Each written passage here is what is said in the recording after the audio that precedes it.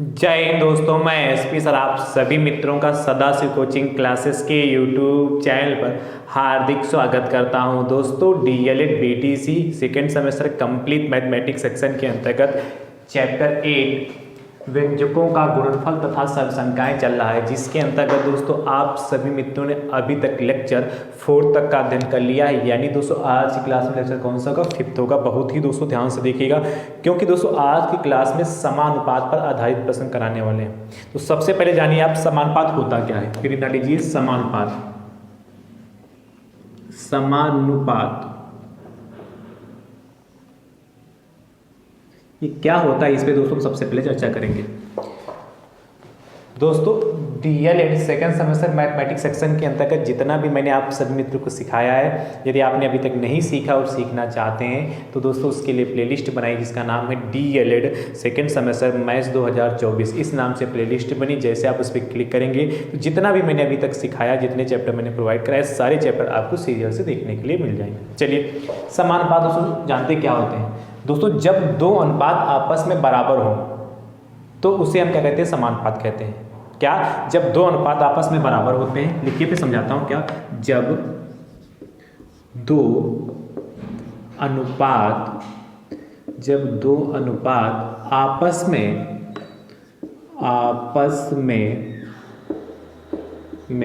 बराबर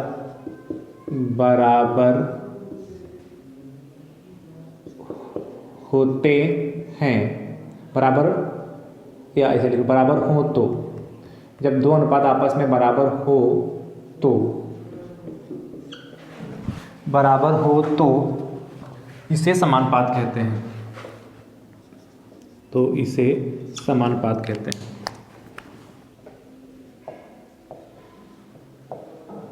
प्रपोर्शन समानुपात कहते हैं।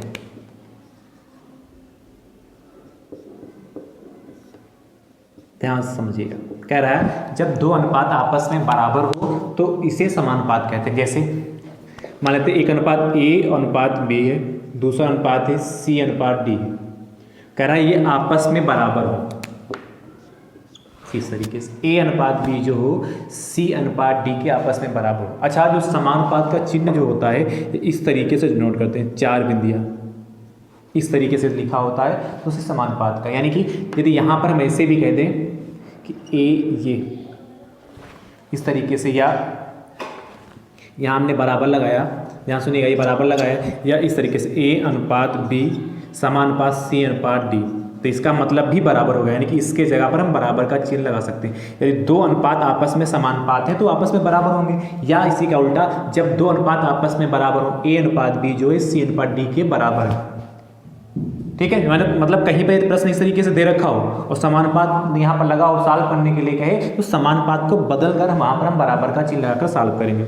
चलिए देखिएगा यहाँ से। अच्छा, आप जानते हैं अनुपात है, इसका मतलब क्या है? इसको बटे सही में भी लिख सकते हैं। यानी कि A बटे B बराबर C बटे D हो जाएगा। क्या? A बटे B बराबर C बटे D हो जाएगा। क्रॉस मल्टीप्लिकेशन करिए भाई। अनुपात को बटे सही में ले सकते कि नहीं ले सकते हैं? A की मल्टीप्लाई D से करोगे तो A इंटू D बराबर C इंटू D आया। A इंटू D बराबर C into A into D आया बराबर B इंटू C आया।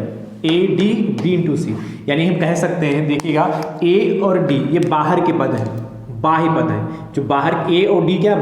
बाह्य पद। तो इनको बोलेंगे बाह्य पदों का गुणनफल। यहाँ इनके बीच में कोई चिन्ह नहीं तो गुणा का चिन्ह माना जाता है। तो क्या लिखोगे? बाह्य पदों का गुणनफल, बाह्य पदों का गुणनफल बराबर B अनुपात B और C लिखा तो B इंटू C। अब देखिए B और C अंदर की ओर है, इसीलिए कहते हैं अंतः पदों का गुणनफल। बाह्य पदों का गुणनफल बराबर अंतः पदों का गुणनफल। बाह्य पदों का गुणनफल बराबर अंतः पदों का गुणनफल। ठीक है, ये बात समझ में आया कि नहीं समझ में आया? यानी कि बाह्य पद से क्या A अनुपात B और बराबर C अनुपात D दे रखा। यानी कि यदि हम इनकी मल्टीप्लाई इनसे कर दें आपस में, और मल्टीप्लाई और इसकी मल्टीप्लाई इससे कर दें आपस में, तो ये आपस में क्या हमेशा बराबर आएंगे। बाह्य पदों का जो गुणनफल होगा वह अंतः पदों के गुणनफल के बराबर होगा। क्लियर होगा कि नहीं क्लियर होगा? चलिए अब हम प्रश्नों पर चर्चा करते हैं। इसको आप कर दूं, चलिए, अभी तक इस चैप्टर में टोटल मैंने कितने प्रश्न कराए हैं, याद है किसी को? 64 प्रश्न मैंने प्रोवाइड कराए हैं। तो आज की क्लास में कहाँ से स्टार्ट होंगी? प्रश्न संख्या 65 से। देखिए ऐसा ही प्रश्न ले रहा हूँ, आपसे कह रहा है क्या, 9:x और समानुपात x:16। तो x का मान ज्ञात कीजिए। तो x का मान ज्ञात कीजिए, मान ज्ञात कीजिए। वैसे समानुपात वाला अनुपात समानुपात आपके डीएलएड 3rd सेमेस्टर में है, पर कुछ संभावनाएं हैं कि सेकंड सेमेस्टर में भी पूछ सकता है, इसीलिए मैंने इसको करा दिया। 9:x समानुपात x:16 हो तो x का मान ज्ञात कीजिए। ध्यान समझिएगा, क्या देखा? 9:x समानुपात x:16। आपको पता, मैंने अभी बताया कि समानुपात का मतलब क्या होता है? आपस में बराबर। तो 9:x बराबर x:16। ठीक है। एक तरीका अभी बताया कि बाह्य पदों का गुणनफल और अंतः पदों का गुणनफल, या एक तरीका ये, इसको लिख सकते हैं 9/x बराबर x/16। कोई दिक्कत?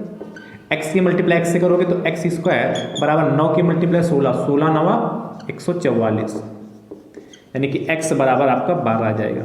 x की वैल्यू क्या आएगी? 12। तो लिख सकते हो अतः x का मान बराबर 12, अतः x का मान बराबर 12। ये हमारा फाइनल आंसर आ गया। ठीक है, क्लियर हो गई बात कि नहीं क्लियर होगी? चलिए अगला 65 के बाद 66 नंबर देखिएगा। 66 आप पे कह रहा है कि 4:x और समानुपात, मतलब समानुपात 4:x समानुपात x अनुपात कह रहा है 64 हो तो x का मान ज्ञात कीजिए। जैसे किया है वैसे करिएगा और इसका उत्तर दोस्तों आप कमेंट बॉक्स में जरूर दीजिएगा। ठीक है। 66 के बाद 67 नंबर देखिएगा। 67 इसको रख करो। 67 नंबर दोस्तों एक प्रश्न कह रहा है आपसे, ध्यान से देखिएगा।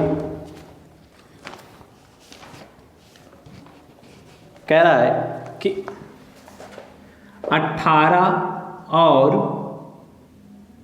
8 का मध्यानुपाती ज्ञात कीजिए। मध्यानुपाती ज्ञात कीजिए। 18 और 8 का मध्यानुपाती ज्ञात कीजिए। देखिए इसको कैसे करेंगे?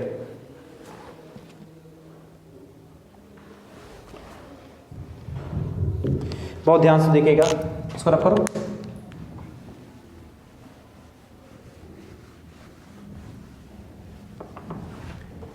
कह रहा है 18 और 8 का मध्यानुपाती ज्ञात कीजिए। अभी करा रहा हूं दोस्तों इसको।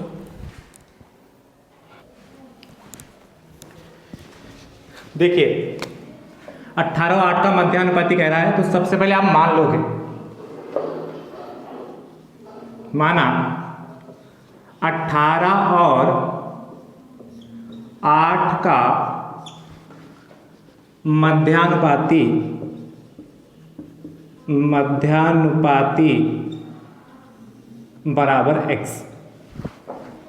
हम मध्यानुपाती कह रहे हैं कि इसके बीच में लिखना होगा 18 कामा x और कामा 8। ठीक है। 18 और 8 का मध्याह्न 18 हो गया और बीच में लिखना x, तो x हो गया और 8 हो गया। ध्यान से देखो, ये और ये सोचने में ये क्या किया? देखिए मध्यानुपाती आपको निकालना है, तो सबसे पहले आप पहला जो मध्य में कहेगा मध्यानुपाती तो बीच में रखोगे, तृतीयानुपाती कहेगा तीसरे स्थान पर रखोगे, और चतुर्थानुपाती कहेगा तो चौथे स्थान पर रखेंगे, जो मानेंगे। एक साल के अनुपात बनाइए, तो 18 अनुपात x बीच में लगा लोगे बराबर, फिर x अनुपात 8। ध्यान सुनिए, एक बार यदि आप बनाना सीख जाएंगे तो कोई दिक्कत नहीं हुई। क्या 18:x हो गया बराबर x/8 हो गया जाके। उसके बाद देखिए, मतलब जो पहली लाइन खींचा उसको 18:x बना लिया, फिर बीच में बराबर लगा लिया और x/8, यानी कि जो बीच में होगा दोबारा रिपीट हो जाएगा। इसको लिख सकते हैं 18/x बराबर x/8। क्रॉस मल्टीप्लिकेशन करिए, x की मल्टीप्लाई x से करेंगे, x स्क्वायर 18 ठीक 144, यानी कि x बराबर कितना हो जाएगा, अंडर रूट लगाओगे तो कितना 12 आएगा, x की वैल्यू कितनी आएगी 12। तो क्या लिखोगे, अतः 18 और 8 का मध्यानुपाती, अतः 18 और 8 का मध्यानुपाती बराबर 12। ये हमारा फाइनल आंसर आ गया। इस तरीके से दोस्तों इस टाइप के प्रश्न को करते हैं। ठीक है, अगला 67 के बाद 68 नंबर। 68 नंबर दोस्तों आपसे कह रहा है 9 और 4 का मध्यानुपाती ज्ञात कीजिए। जैसे किया है वैसे करिएगा और इसका उत्तर दोस्तों कमेंट बॉक्स में जरूर दीजिएगा। चलिए नोट करिए। फिर अगला प्रश्न दोस्तों देखते हैं 68 के बाद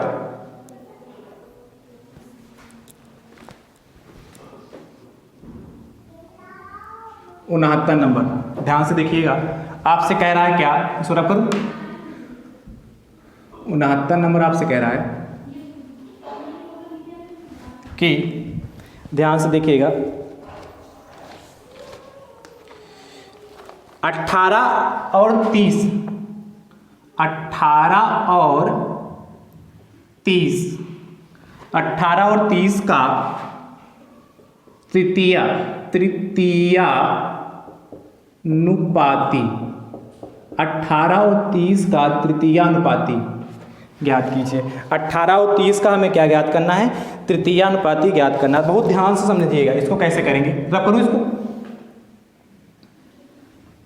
अभी मैंने जैसे कि बताया वैसे ही करना है। तो क्या लिखोगे, सबसे पहले मानिए क्या, 18 और 30 का तृतीयानुपाती, 18 और 30 का तृतीयानुपाती, ये आपने क्या किया, माना है, माना 18 और 30 का तृतीयानुपाती कितना है, x है। तो कितना हो जाएगा 18 कामा x, अतः तृतीयानुपाती है तीसरे स्थान पर, तो 18 कामा 30 कामा x, 18 कामा 30 कामा x हो गया।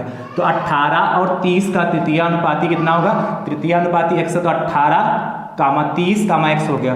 तो 18 और 30 का क्या हो जाएगा, ये 18 30 और 30 x, तृतीयानुपाती कहा तो तीसरे स्थान पर x को रखा, इसके पहले मध्यानुपाती कहा था तो बीच में रखा था। ध्यान से देखिएगा 18 30 का रेशियो बनाइए कैसे, 18 अनुपात 30, बीच में समानुपात लगा लो या बराबर लगा लो, 30 अनुपात x। तो ध्यान से देखिए 18 की मल्टीप्लाई x से करेंगे तो या ऐसे लिख लीजिए 18/30 बराबर 30/x हो गया। ठीक है, चाहो तो काट लो, यहाँ पर काट लें, किससे कटेगा, 2 से काटे, 2 9 18, ये 15 हो गया जाके, यानी कि कितना हो जाएगा 9/15 इक्वल टू 30/x। क्रॉस, अच्छा अभी तो 9/15 ऊपर जाएगा ना, 3 से, 3 3 9 और 3 बचे 15, तो 3/5 कर लीजिए ना, ये 6 से डायरेक्ट भी कर सकता था, 3/5।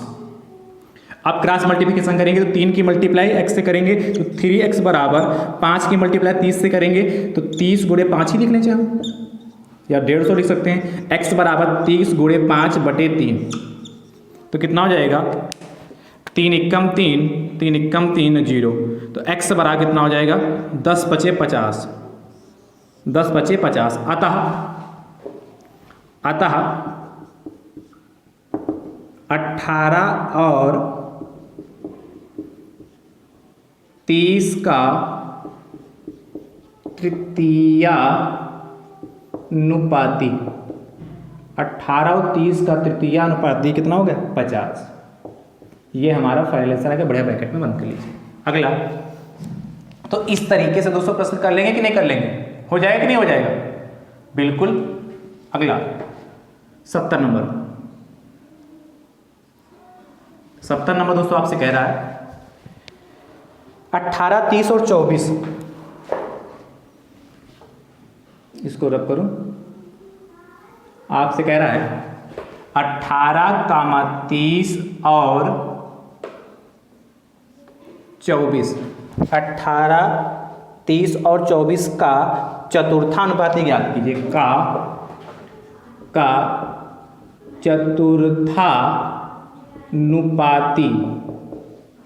चतुर्थानुपाती ज्ञात कीजिए। चतुर्थानुपाती ज्ञात कीजिए। कैसे करेंगे इसको ध्यान से सुनिएगा।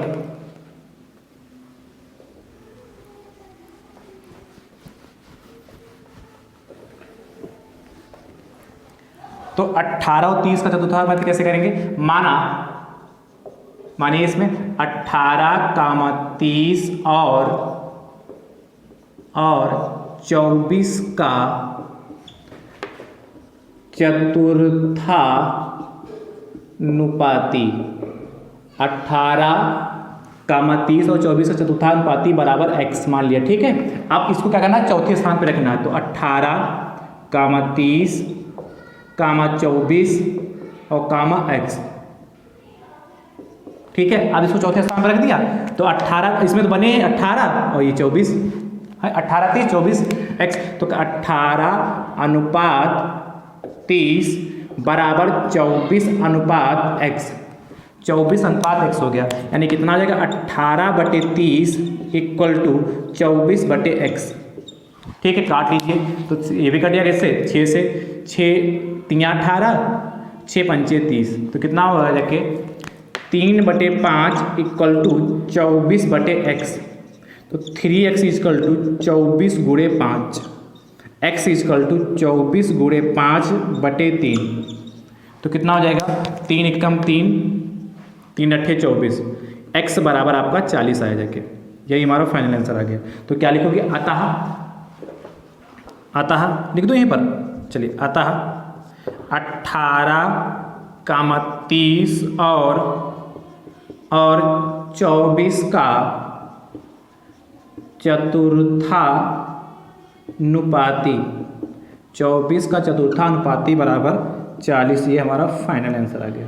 इस तरीके से दोस्तों इस टाइप के प्रश्न को करते हैं। चलिए नोट कर लीजिए।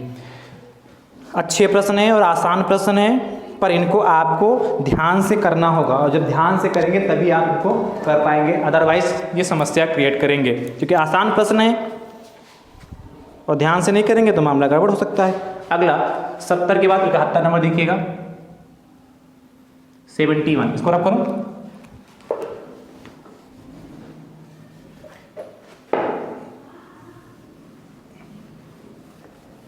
इकहत्तर नंबर दोस्तों आपसे कह रहा है क्या?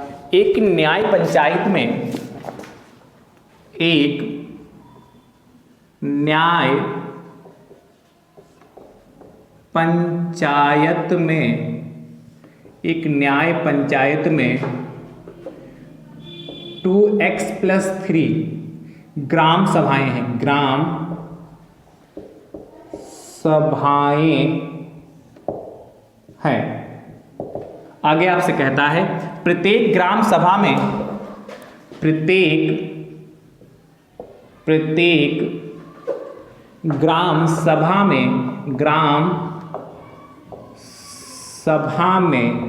प्रत्येक ग्राम सभा में x² प्लस का 5x + 6, x² + 5x + 6 नलकूप है, नलकूप है। आगे दोस्तों आपसे कहता है न्याय पंचायत में कुल कितने नलकूप हैं? न्याय पंचायत में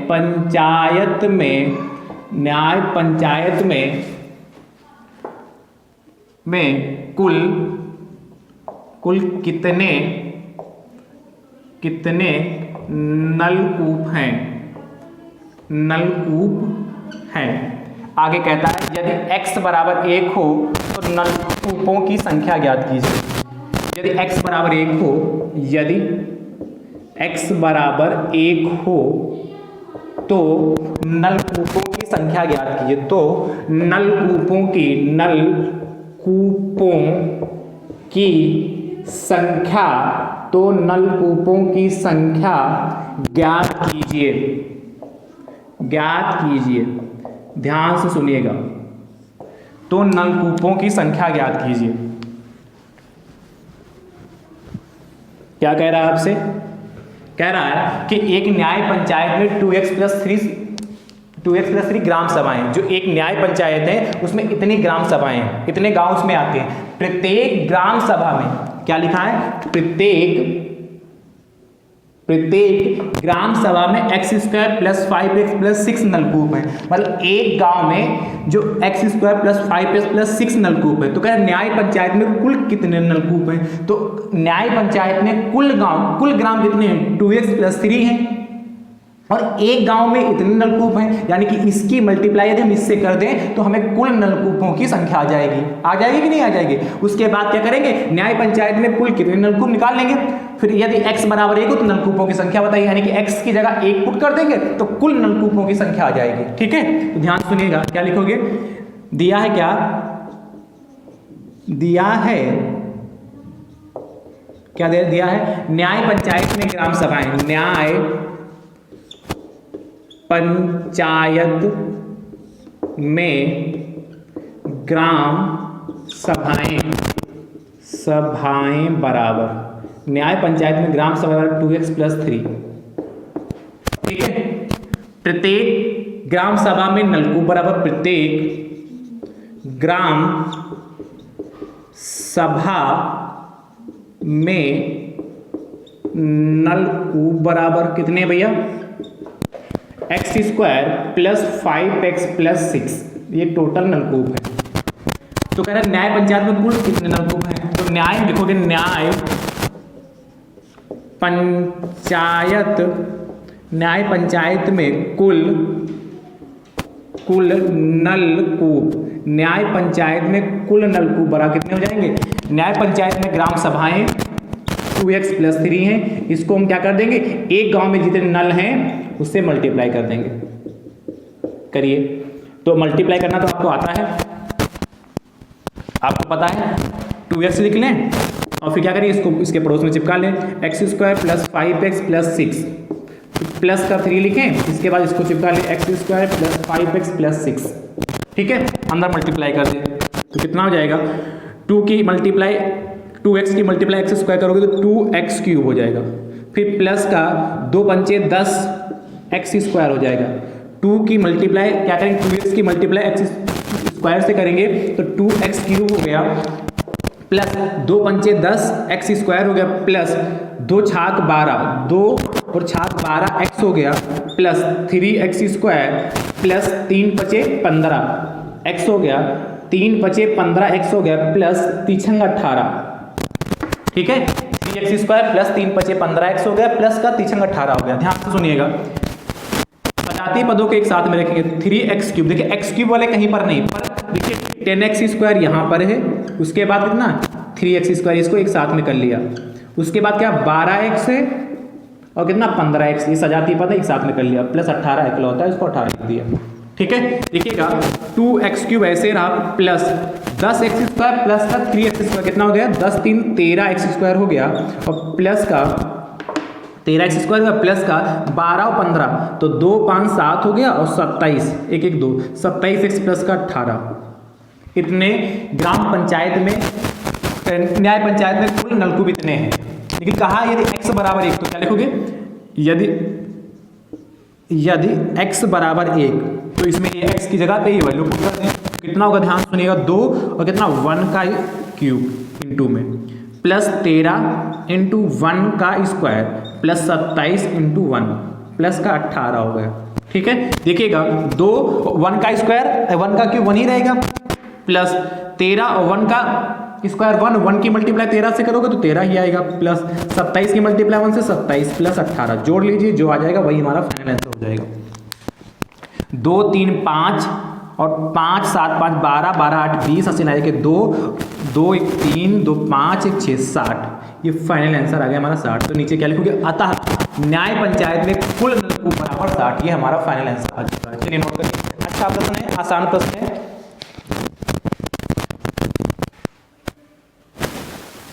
अगला 71 के बाद 72 नंबर देखिएगा 72। 72 नंबर दोस्तों आपसे क्या कह रहा है, 72 कह रहा है एक न्याय पंचायत में x प्लस 5 ग्राम सभाएं हैं। प्रत्येक ग्राम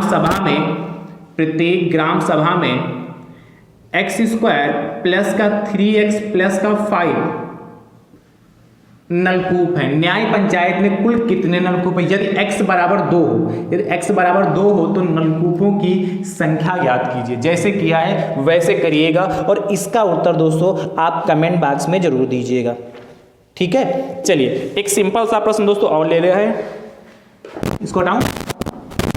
72 के बाद आप देखिएगा 73 नंबर।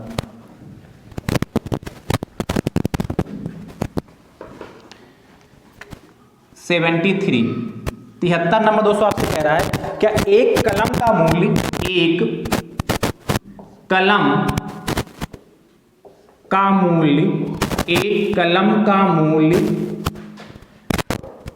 2x माइनस वाई रुपये है। एक कलम का मूल्य 2x माइनस वाई रुपये है। आगे आपसे कहता है तो 2x प्लस वाई कलमों का मूल्य ज्ञात कीजिए।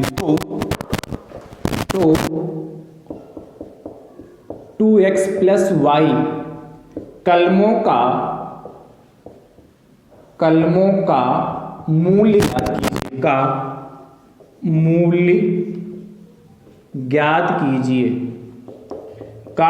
ज्ञात कीजिए। ध्यान से सुनिए कैसे करेंगे इसको।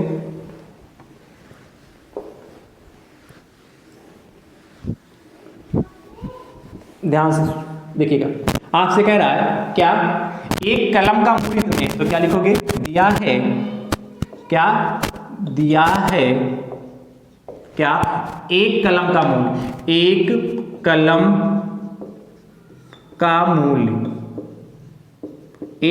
का मूल्य कितना 2x माइनस वाई, ठीक है। तो कह रहा है 2x प्लस वाई कलमों का मूल्य क्या होगा। ध्यान सुनिए, जैसे आपसे कहें एक कलम का मूल्य 5 रुपए है तो बताओ 10 कलम का मूल्य क्या होगा। तो आप कहेंगे सर 10 को 5 से मल्टीप्लाई कर दे, 50 रुपए देने होंगे, 50 रुपए हो जाएगा। इसी प्रकार एक कलम का मूल्य 2x माइनस वाई है तो 2x प्लस वाई कलमों का मूल्य कितना हो जाएगा, लिखोगे 2x प्लस वाई कलमों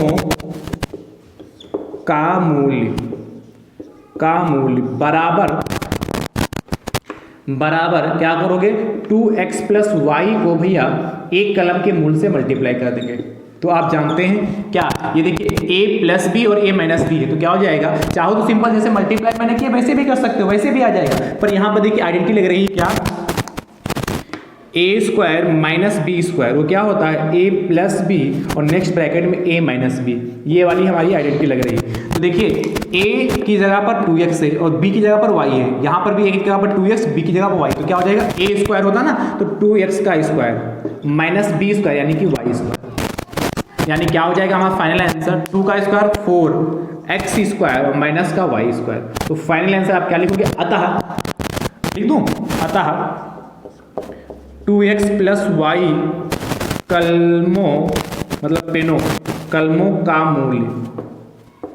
का मूल्य बराबर कितना हो गया, 4x स्क्वायर माइनस का y स्क्वायर, ये हमारा फाइनल आंसर आ गया। चलिए नोट करिए, अच्छा प्रश्न है, ठीक है। एक क्वेश्चन और देखिएगा 73 के बाद 74 नंबर 74 आपसे कह रहा है क्या एक पुस्तक का मूल्य, कलम की जगह कह रहा है एक पुस्तक का मूल्य 5x प्लस 1 है। क्या कह रहा, 5x प्लस 1 रुपये है। आपसे कह रहा 5x माइनस 1, क्या कह रहा है आपसे 5x माइनस 1 पुस्तकों का मूल्य ज्ञात कीजिए। पुस्तकों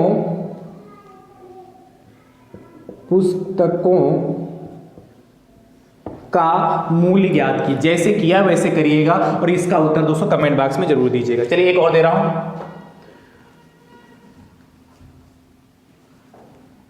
75 नंबर कह रहा है एक पुस्तक का मूल्य 7x + 3 रुपये है। तो आपसे कह रहा है 7x माइनस, एक पुस्तक का मूल्य 7x - 3 रुपये है। तो कह रहा है 7x + 3 पुस्तकों का मूल्य ज्ञात कीजिए। 7x + 3 पुस्तकों का मूल्य ज्ञात कीजिए। जैसे किया वैसे करिएगा और इसका भी उत्तर कमेंट बॉक्स में जरूर दीजिएगा। आज आपका जो चैप्टर है 8 यहीं पर कंप्लीट होता है। जितने टाइप के प्रश्न दोस्तों आपके एग्जाम में पूछे जा सकते हैं, मैंने लगभग हर टाइप के प्रश्न कराने का प्रयास किया। ठीक है, अब हमारी आपकी जो मुलाकात अगले चैप्टर के साथ होगी, तब तक के लिए आप सभी मित्र स्वस्थ रहिए, मस्त रहिए, मुस्कुराते रहिए। थैंक यू सो मच दोस्तों। राधे राधे दोस्तों।